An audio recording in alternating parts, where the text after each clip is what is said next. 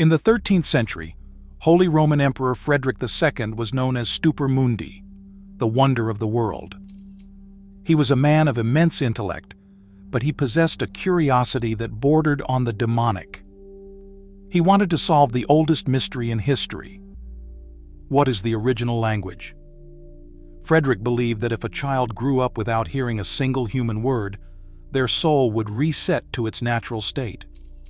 He hypothesized that they would spontaneously begin to speak the language of God, whether it be the Hebrew of the Bible or the Greek of the philosophers.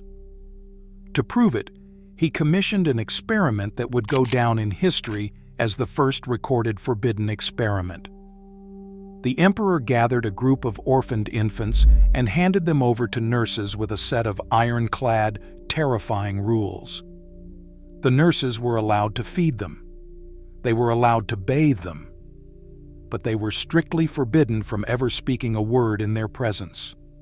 No lullabies, no baby talk, no smiles, no eye contact. Frederick wanted to create a human vacuum, a clean slate where only the divine could enter. He waited months for the first holy word to be uttered, but the word never came. The experiment didn't end with a discovery. It ended with a massacre of the soul. The chronicler Salimbene di Adam recorded the result with chilling simplicity. They labored in vain, for the children could not live without the clapping of hands and gestures and gladness of countenance. Every single child in the experiment died. They had milk, they had warmth, they had shelter, but they died from a lack of psychological nutrients. This was the world's first clinical proof of failure to thrive. It turns out that for a human infant, a lack of affection is not just sad, it is biologically lethal. Frederick II's experiment was a medieval horror story, but its ghost has haunted science for 800 years. It taught us that humans are socially obligate creatures. Without the mirror of another human face, our biology simply gives up. You would think we learned our lesson in the 13th century. But as we move into the modern era, we find that the silent monarchs were just the beginning. The forbidden experiment did not die with the emperor. It just moved into the laboratory. The Ape and the Sun, the Siblings Project. In 1931, psychologist Winthrop Kellogg had a question that bothered him. If a human child could be animalized by the wild, could an animal be humanized by a home? To find out, he did not go to a lab. He went to his own nursery. Kellogg brought a 7-month-old female chimpanzee named Gua into his home to live alongside his 10-month-old son, Donald. His goal was not just to observe them, he wanted them to be raised as biological twins. The rules were absolute. Gua was dressed in human clothes. She was pushed in a carriage. She was bathed in a tub and kissed goodnight. Kellogg even tested their reflexes with loud noises and physical puzzles. At first, the results were a triumph for the chimpanzee. Gua was a prodigy. She learned to walk upright faster than Donald. She mastered the use of a spoon and a cup months before the human infant. She even learned to respond to over 90 verbal commands. In the race to becoming human, the ape was winning. But as the months passed, a dark phenomenon began to emerge in the Kellogg household. While Gua was hitting her ceiling of human behavior, Donald was beginning to descend. Instead of the chimp learning English, the human boy was learning chimp. Donald stopped trying to form words. When he wanted food, he did not say mama. He let out a guttural food bark. When he was frustrated, he did not cry. He bit. He was mimicking Gua's every movement, every sound, and every instinct. The human subject was being animalized in real time. The experiment was supposed to last 5 years. It lasted only 9 months. Kellogg abruptly terminated the project and sent Gua away. Why? Because he realized he was not just studying the development of an ape. He was witnessing the deconstruction of his own son. Gua was returned to the Orange Park Primate Center. Having been raised as a human, she did not know how to be a chimpanzee. She died less than a year later, a stranger to both species. Donald eventually recovered his language skills, but the shadow of the experiment never truly left the family. The Kellogg experiment proved a terrifying truth about the human brain. It is a mirror machine. We do not just learn from our environment, we reflect it. If the only peer a child has is a beast, the child will choose the beast over the ghost of a civilization he has not learned yet. Kellogg proved that interaction with the wrong species could stall a child. But what happens when there is no interaction at all?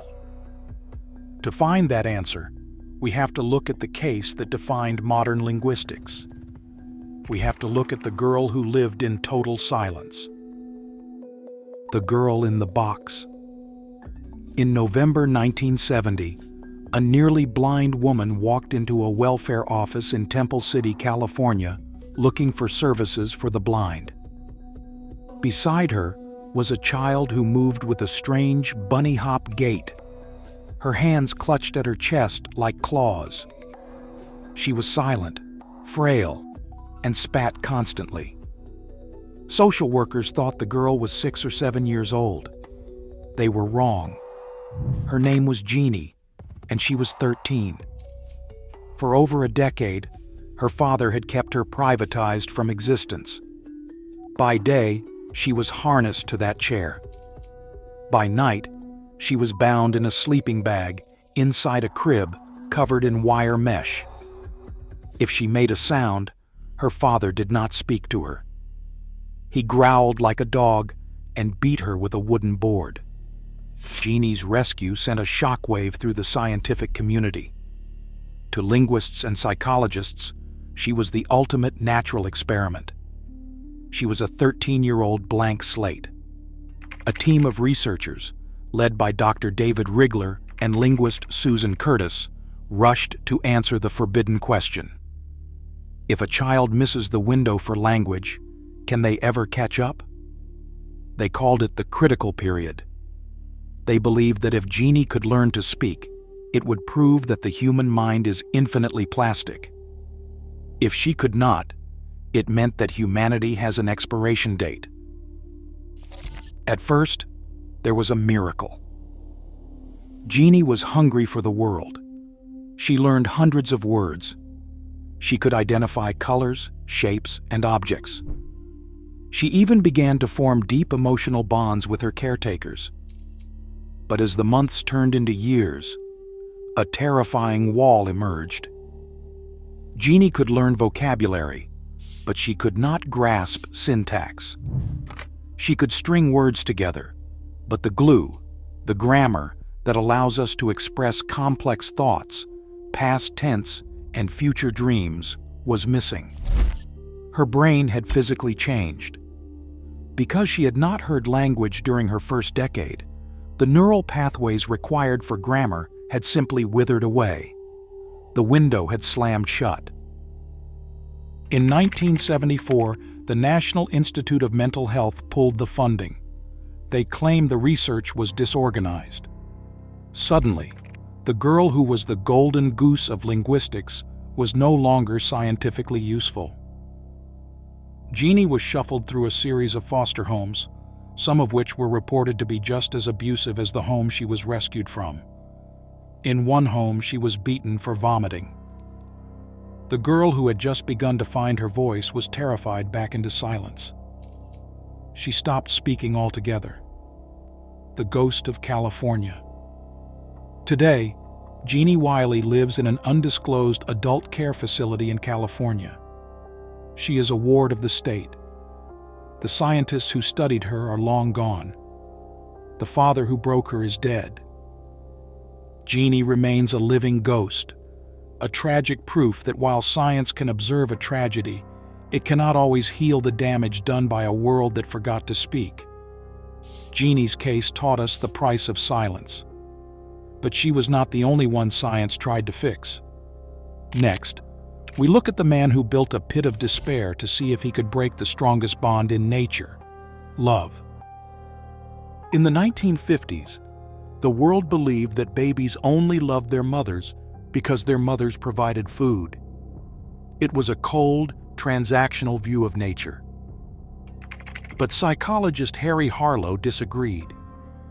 He wanted to prove that love was a biological requirement, not just a side effect of hunger. Harlow's cloth mother experiments proved that touch and comfort, what he called contact comfort, were more important than food. The monkeys chose the soft embrace over the cold meal every single time. But Harlow was not satisfied with proving that love existed. He wanted to see what happened when it was removed entirely. Harlow designed a device he called the Pit of Despair. It was a stainless steel chamber with sloped sides that made it impossible to climb out. He placed healthy, social baby monkeys inside and left them in total isolation for up to a year. Within days, the monkeys stopped moving. Within months, they stopped reacting to the world. When they were finally released, they did not run to their peers. They sat in the corners of their cages, clutching themselves, trapped in a permanent state of psychological shock. Harlow had successfully created psychological death in a living being. Harlow's obsession grew darker. He created monster mothers, surrogates designed to reject the infants. One blew compressed air. Another had blunt spikes that would push the baby away. The result was haunting. No matter how much the mother hurt them, the infants returned. They would rather be abused than be alone. This is the dark side of our biology. The need for attachment is so powerful that a child will cling to their abuser, because the alternative, the void of isolation, is a fate worse than pain. Harlow's work is the reason we have strict animal welfare laws today. His peers called his work sickening, but his data was undeniable. He proved that isolation does not just make you sad, it destroys the hardware of the brain. We started this journey in the wild, looking at children who became beasts. We ended in the lab, looking at how science turned humans into ghosts. But what does it all mean? How do we take these broken pieces and understand what it truly means to be human? The price of knowledge.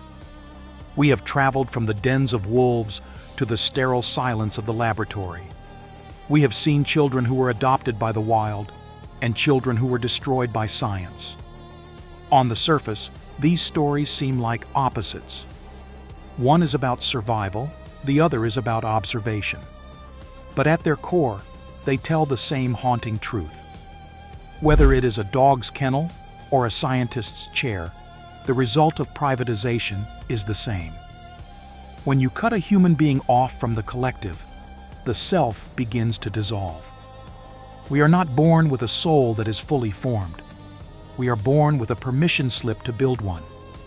And we can only build it in the presence of others. Science calls this neuroplasticity, but the poets call it love.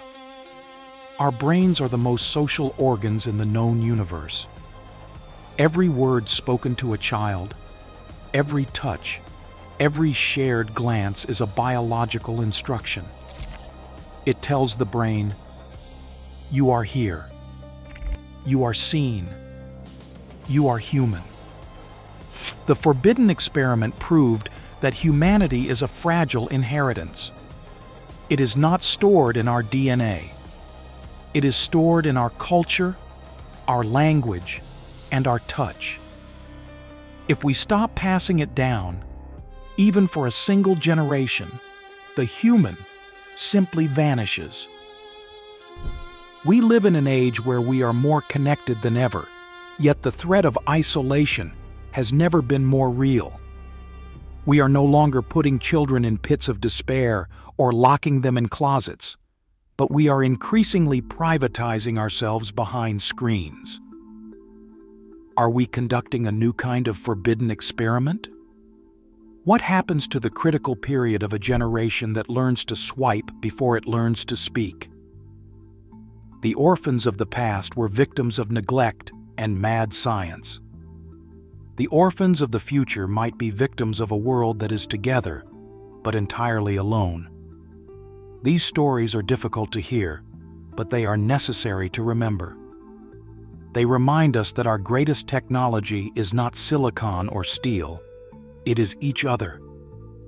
Without the clapping of hands and gladness of countenance, we are just another predator in the woods. I am Reveela. We explore the archives so we do not repeat the shadows. Thank you for joining me on this journey into the wild and into the lab. Stay curious, stay connected, and above all, stay human. If you are still here, you have seen the darkest side of science.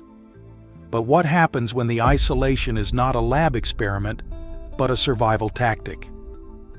Watch Part 1, The Wild. From the dog girl of Ukraine to the bird boy of Russia, see the 5 survivors who were raised by beasts. Click there to watch Part 1. Which case disturbed you more? The cold calculation of the lab or the primal survival of the wild? Let us discuss below.